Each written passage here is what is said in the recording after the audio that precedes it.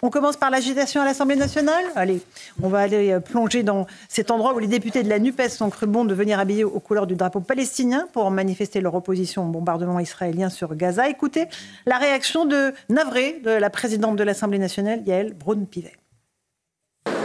Je vois les habillements des uns et des autres. Je crois qu'il est nécessaire de rappeler que nous sommes dans l'hémicycle de l'Assemblée nationale.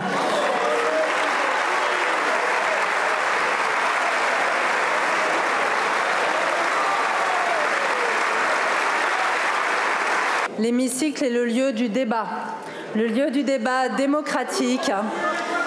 Et l'expression des parlementaires s'effectue exclusivement à l'oral. Voilà pour les mots de Yaël Braun-Pivet. Élodie Huchard, vous êtes sur place avec Charles Baget. On savait que les choses allaient tourner vinaigre. Ça n'a pas manqué de se produire, n'est-ce pas ? Oui, Laurence, en fait, on savait déjà que les députés de la NUPES voulaient faire ce qu'on appelle un happening, justement. Ils sont donc venus habillés aux couleurs du drapeau palestinien, mais même dans la majorité, on remarquait quand même le côté raisonnable. Ça n'est pas interdit par le règlement intérieur. Donc le début de séance a été en fait plutôt calme, mais c'est effectivement au moment où Rachel Keke, une députée insoumise, a brandi de nouveau, comme la semaine dernière, un drapeau palestinien que l'ambiance s'est tendue. On a assisté exactement à la même scène que la semaine dernière. Alors cette fois, Yaël Braun-Pivet a tenté de maintenir la situation à peu près correcte, mais immédiatement du côté de la majorité, de la droite, de l'extrême droite, tous les députés se sont levés, criant dehors à la députée insoumise. Yaël Braun-Pivet a donc suspendu la séance de manière beaucoup plus courte. La semaine dernière, c'était à peu près 1 heure d'interruption, là à peine 5 minutes. Immédiatement, elle a donné une sanction à la députée, un rappel à l'ordre avec inscription au procès verbal. Le bureau de l'Assemblée s'est réuni de manière très courte et se réunira de nouveau pour savoir si la sanction est amplifiée ou non. Et puis on a vu aussi, vous le disiez, les députés notamment des Républicains qui avaient leur écharpe tricolore. Et puis petite anecdote, parce que certains ne l'arboraient pas, je leur ai demandé pourquoi. En fait, tout simplement parce que comme ils ont décidé de cette initiative un peu au dernier moment, il y a assez peu d'écharpes tricolores ici à l'Assemblée. Beaucoup l'ont en circonscription et donc les députés en fait ne pouvaient plus acheter d'écharpes puisqu'il y a eu rupture de stock aujourd'hui à l'Assemblée nationale. Merci pour cette petite anecdote, Élodie Huchard avec Charles Baget sur place. Ça nous fait sourire sur l'anecdote. Sur le fond, moi je trouve ça absolument navrant. Ouais. On va pas y passer trop de temps parce que s'ils annoncent qu'ils vont faire ça toutes les semaines, évidemment on va pas se ils ont annoncé faire qu'ils l'écho. feraient ça toutes les semaines. C'est pour ça qu'on va pas se faire l'écho chaque semaine des outrances de la gauche. Il n'empêche que c'est, encore une fois, pour la classe politique, dans son ensemble, c'est un signal assez navrant. Louis Dragnel. C'est affligeant, c'est dégoulinant de bêtises, et c'est même plus que de la bêtise. Et moi, je plains la pauvre Yaël Braun-Pivet, tous les autres députés, je plains tous les Français. Mais bon, après tout, on a aussi ce qu'on mérite, c'est-à-dire que c'est le reflet de ce que nous sommes. Moi, ça ne me surprend pas tellement quand on voit l'état de la société. Et ces députés-là ont été élus par des Français. Je plains aussi tous les députés sincères. Parce qu'en fait, moi, ce qui me gêne aussi dans cette histoire, c'est que il y a une sorte de règle non écrite à l'Assemblée nationale. La présidente de l'Assemblée nationale n'est pas un juge d'instruction, n'est pas un commissaire de police. Et il y a une sorte de vadémécum d'accord qui fait que on respecte un certain nombre de règles. Et là, systématiquement, la France insoumise cherche à contourner le règlement, cherche à essayer d'être cirque, l'Assemblée nationale. Mais c'est un peu ce que font. Il y a des causes importantes, ils défendent une cause importante, personne ne dit le contraire. Mais arrêtez. Mais ils se lovent en fait dans toutes les faiblesses du système pour essayer de à chaque fois créer l'événement, le choc. Il est fait pour le débat démocratique. Mais je suis d'accord avec vous. C'est un contournement en tout cas des institutions. Rachel, rapidement. Non, mais je suis triste pour notre démocratie, effectivement, puisque là, le dialogue, le débat est empêché. Évidemment, je plains Yaël Braun-Pivet qui est de fait convoquée en tant que CPE de l'Assemblée nationale. Donc c'est une tristesse sans nom.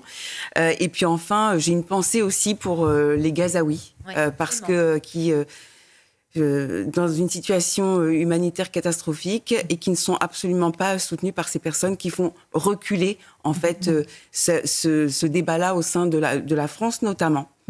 Philippe Guibert, votre réaction? Oui, je constate que ça confirme que LFI aura fait du conflit israélo-palestinien son principal thème de campagne. Bien sûr. Alors je ne sais pas s'ils prolongeront après les européennes qui ont lieu dimanche, mais là ça sent vraiment le happening électoral de la dernière semaine de campagne.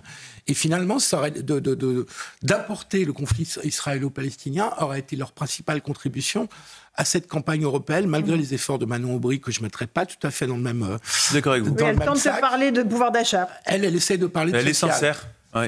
Et je ne pense pas qu'elle soit tout à fait sur la même ligne, d'ailleurs.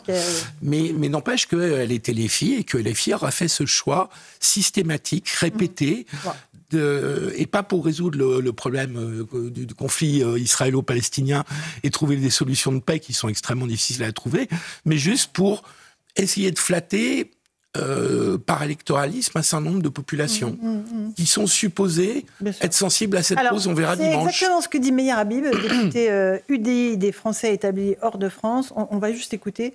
Il dit qu'évidemment, tout ça est une stratégie électoraliste. On a chanté la Marseillaise. Je crois que c'est ce qu'attendent l'ensemble des Français de la part de leurs députés. Personne d'entre nous n'est parfait. On a des règles à respecter, on essaie de les respecter. Ces gens-là s'affranchissent de toutes les règles. Vous savez pourquoi ? Et c'est principalement les insoumis pour gratter quelques voix électorales. Quelques petites voix électorales, Sabrina Medjemer.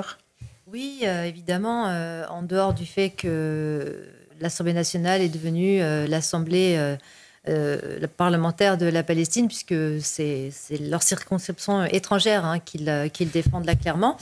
Et non, c'est des circonscriptions bien françaises. Oui, malheureusement, la Palestine n'est pas une circonscription française, mais on voit bien que la France insoumise cherche non pas la conflictualisation, mais bien évidemment la polarisation et la radicalisation. L'antagonisation de la société. Absolument, des rapports, monter les Français les uns contre les autres. Des rapports politiques qui, comme disait justement Rachel, font énormément de mal à notre démocratie, à ce que nous sommes en tant que Français, parce que ce spectacle est pitoyable, il est consternant, il est affligeant. Moi, j'ai honte, vraiment, quand je vois ça dans l'enceinte de... Et certains députés doivent être vraiment dans le même état que vous, parce qu'ils doivent déplorer ce spectacle. Triste, Jean-Christophe Couvi et Alexandre Devecchio avant la pause. Oui, je ne pensais pas que l'Assemblée nationale était devenue un repère à Télétobies, parce que quand on voit ça, c'est le niveau, et ils sont tout en couleur. Ah oui. Voilà, oui, c'est ça, les Télétobies, mais c'est vraiment le niveau CM2. Et franchement, je me fais la réflexion qu'aujourd'hui, l'homme politique est devenu un influenceur. En fait, vous n'êtes pas là pour parler du fond, vous êtes là que sur de la forme, vous vous mettez en scénario toute la journée, vous filmez, c'est des tweets, c'est des selfies, c'est j'ai fait ci, j'ai fait ça. Enfin, je veux dire, des réseaux sociaux. Ouais. Voilà. Et en tant que policier, moi j'attends de mon législateur, parce qu'un député c'est un législateur, il doit voter des lois. Là, il y a un texte sur la fin de vie, on va en parler tout à l'heure, extrêmement important, fondamental. Et nous, on attend à un moment donné que les gens qui les ont élus pour quelque chose. C'est pas justement pour faire le cirque Pinder, c'est pas pour faire les montreurs d'ours, bientôt les cracheurs de feu. Non, on attend réellement qu'ils nous sauvent un petit peu de notre société qui est en déliquescence. Alexandre Devecchio.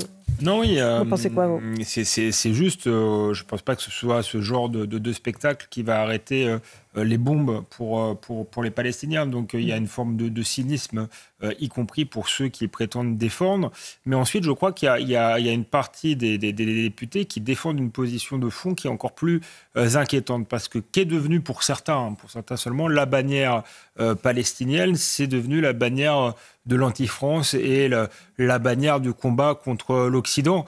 Une partie d'ailleurs de la jeunesse des cités, et c'est là-dessus qui joue, s'identifie à la Palestine, mais par détestation de la France, par détestation de l'Occident. La Palestine serait le peuple des damnés de la terre, et les jeunes Français dans les cités seraient eux-mêmes victimes d'une sorte d'occupation française ou de victimes de la police française, etc.